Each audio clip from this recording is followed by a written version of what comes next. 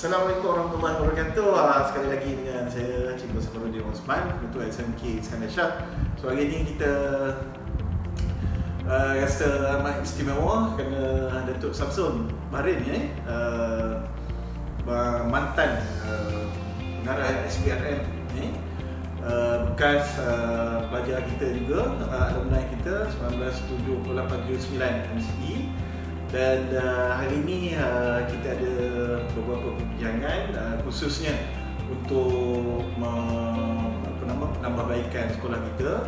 Syukur Alhamdulillah Datuk, kita pun dah round-round sikit galeri ni. Setiap batch yang datang kita akan bawa sini kerana kita akan menempatkan segala khazanah dan juga legasi SMK Iskandar Shah ni, ataupun dulu bagi Smith kan, ataupun ISS.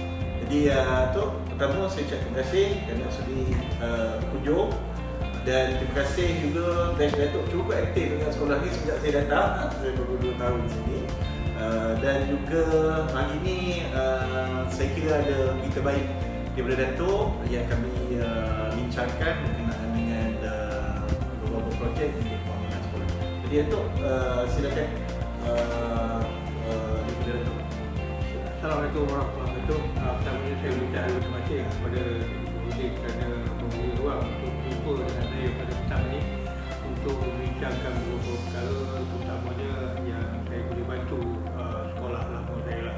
Bagaimana yang cikgu kita boleh, saya merupakan mantan Timbalan Ketua Putrajaya SPRM yang dah bersara pada tahun 2021.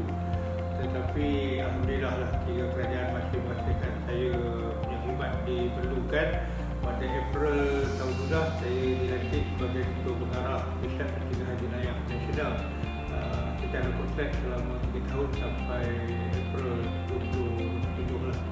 Saya datang ni sebab MOF baru keluarkan surat kepada KSU dan juga dua jabatan termasuk Ketua Pengarah agensi persekutuan untuk program sekolah akad madani, di mana betul saya lihat ini merupakan peluang lah untuk saya membantu sekolah anak saya. So itulah beberapa perkara yang saya bincang dengan cikgu untuk mendapatkan perkara yang boleh saya bantu untuk mendapatkan bajet daripada Kementerian Keuangan. Jadi saya harap betul perkara yang saya bincangkan dengan cikgu itu dapat disusulkan dengan quotation ke ataupun perkara yang dapatkan bajet lah, supaya saya boleh kemukakan ke Kementerian Keuangan untuk mendapatkan rujukan, dan ikutkan dia punya timeline tu dia bagi sampai 31 Disember tahun ini lah untuk selesaikan program. Program tu termasuklah kira perbaikan ataupun ada perkara royong dan juga motivasi. Jadi itulah area yang kita bincang untuk usaha ini dapat kita realisasi dalam kehidupan. Okey, terima kasih Datuk. Ini berita gembira untuk kita kerana saya pun memang merancang program pembangunan ini, tetapi kita tak ada bajet. Alhamdulillah hari ini rezeki Allah SWT kirimkan melalui Datuk berkat Ramadan Al-Mubarak ini.